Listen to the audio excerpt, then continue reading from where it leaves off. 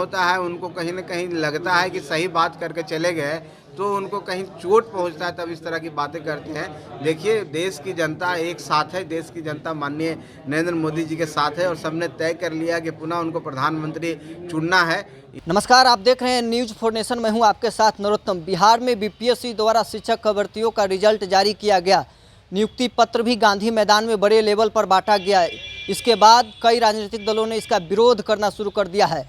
इसी क्रम में जीतनराम मांझी इसका विरोध भी भरपूर कर रहे हैं और इसके लिए शिक्षक भर्तियों का अदालत भी लगाए थे। आज उनके बेटे और हिंदुस्तानी अवाम मोर्चा के राष्ट्रीय अध्यक्ष संतोष सुमन ने बिहार सरकार पर बड़ा हमला बोला है। संतोष सुमन कहे हैं कि जो लोग शिक्षक अभ्यर्थी नियुक्ति पत्र जिनको मिल गया है उनका नियुक्ति भी रद्द हो सकता है। क्या कुछ कह रहे हैं संतोष सुमन, पहले सुनिए आप उनकी बातों को। होता है उनको कहीं न कहीं लगता है कि सही बात करके चले गए तो उनको कहीं चोट पहुंचता है, तब इस तरह की बातें करते हैं। देखिए, देश की जनता एक साथ है, देश की जनता माननीय नरेंद्र मोदी जी के साथ है और सबने तय कर लिया कि पुनः उनको प्रधानमंत्री चुनना है। इन लोग व्याकुल हैं, इन लोग परेशान हैं। आप देख नहीं रहे हैं कि माननीय मुख्यमंत्री जी कितने व्याकुल हैं प्रधानमंत्री बनने के लिए। जब देख रहे हैं कहीं से कोई मौका नहीं मिल रहा है तो अब सब जगह जा रहे हैं, बात कर रहे हैं, कांग्रेस पर अपनी हिक्स निकाल रहे हैं, कांग्रेस को कह रहे हैं कि वो ध्यान नहीं दे रही है, खाली चुनाव में रहती है। तो इस तरह का जो स्टेटमेंट आता है हताशा का परिचय है। ललन सिंह कह रहे हैं कि अमित शाह को नीतीश कुमार से सीखना चाहिए।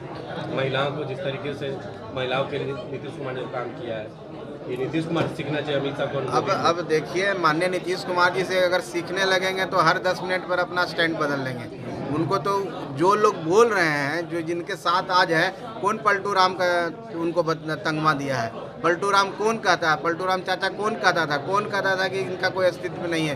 कौन कहता था कि मर जाएंगे लेकिन इनके साथ नहीं जुड़ेंगे? तो इस तरह की बातें करने वाले लोग ही आज साथ हो गए हैं। तो दो ध्रुव है, एक नॉर्थ पोल है, एक साउथ पोल है, दोनों एक साथ चलने की बात कर रहे हैं। वो कभी एक साथ नहीं चलेंगे। विचारधारा दोनों की अलग है।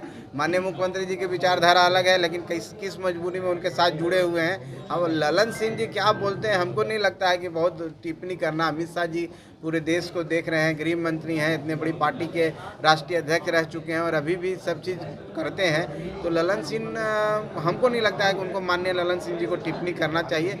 लेकिन ठीक है, राजनीति में चलता है, टिप्पणी करने दीजिए। हम लोग एक चीज़ जानते हैं, एनडीए इंटैक्ट है और किसी को बोलने से कुछ भी बोले लोगों को बरगला नहीं सकता है। जनता हमारे साथ है। सर, आप लोग इंडिया अलायंस पर सवाल खड़ा कर रहे हैं, लेकिन आप लोग एनडीए के हिस्सा हैं।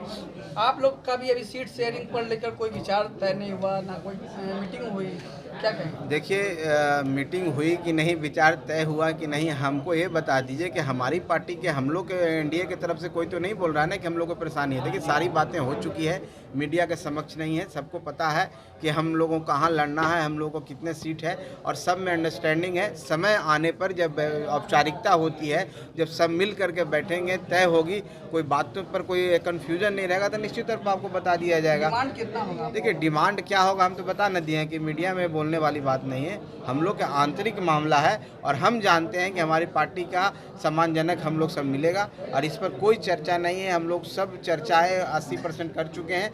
आने वाला समय में निश्चित तौर पर आप लोग को हम बताएंगे, जब औपचारिकता पूरी कर ली जाएगी, जब सब मिल करके एक बार मुहर लगेगा। हो सकता है कहीं पर, हो सकता है एक आध जगह ऐसा हो कि जहां हम भी लड़ना चाहते हैं, अगला लड़ना चाहते हैं, तो हम जब बैठेंगे और वो बहुत जल्द होने वाला, दीपावली के बाद आपको ये सब बातें हम लोग बता देंगे। इसके लिए निश्चिंत रहिए, हमारे एनडीए में कहीं पर कोई कन्फ्यूजन नहीं है। लेकिन पारस जी ने पिछली बार बैठक में कहा था कि हमारे जितने भी 5 सांसद हैं, जहां से जीते हैं वहां से तैयारी कीजिए, वहां से आप थोड़ा क्या लगता है? देखिए, आदरणीय पारस जी का अपना ख्याल है और हम समझते हैं कि जब एनडीए की बैठक जब एक साथ होगी तो वो भी देखिएगा, हम लोग के साथ बात करेंगे और कुछ ऐसी अपने व्यवहारिकता, उनके अंदर कुछ ऐसे व्यक्तिगत मामले हैं जिस पर हम लोग टिप्पणी नहीं कर सकते हैं। लेकिन एनडीए के तौर पर, एनडीए के पार्टनर के तौर पर हम जानते हैं पारस जी भी आदरणीय नरेंद्र मोदी जी के खिलाफ नहीं है और अमित शाह जी के खिलाफ नहीं है। जो भी बातें होंगी सब अच्छे तरीके से हो जाएगी, कहीं पर कोई कंफ्यूजन नहीं। संतोष सुमन जी, बिहार में शिक्षकों को लेकर वैकेंसी निकाले गए थे, नियुक्ति भी मिल गया,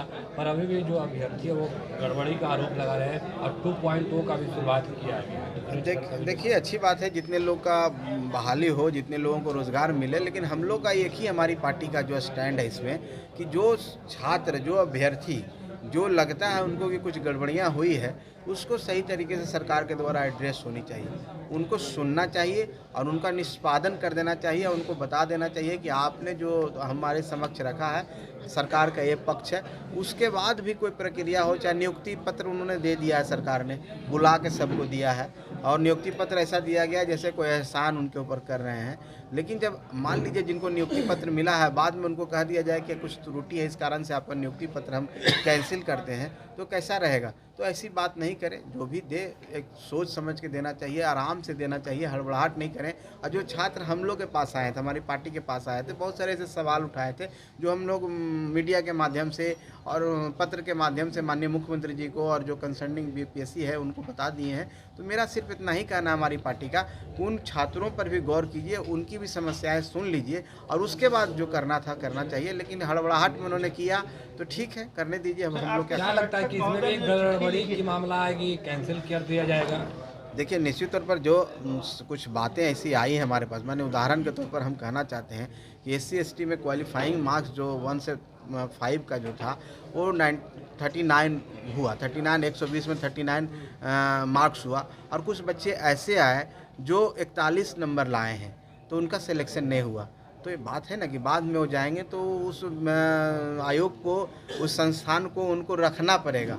तो ये इस तरह के बहुत सारे छात्र हैं, तो फिर आप फिर उनको रखिएगा। इससे अच्छा था कि पहले ही सब निष्पादन कर देते, यही हम लोगों का कहना था। सरकार के लोग कह रहे हैं कि कोई गड़बड़ी नहीं हुआ है, जो सिलेक्शन अब सरकार के लोग, ऐसा कोई संस्थान नहीं है, ऐसी कोई जगह नहीं है जहाँ पर एरर नहीं होता है। मार्जिन ऑफ एरर तो हम लोग सब लोग स्वीकार करते हैं और कोई कह दे कि हमारा एरर नहीं है, 0% डिफेक्ट है, या तो भगवान होता है या शैतान होता है। तो इस तरह की बात नहीं है, एरर होते हैं और उसका निष्पादन होना चाहिए। तो आपने सुना संतोष सुमन क्या कुछ कह रहे हैं। बिहार के तमाम खबरों के लिए बने रहे न्यूज़ फाउंडेशन के साथ।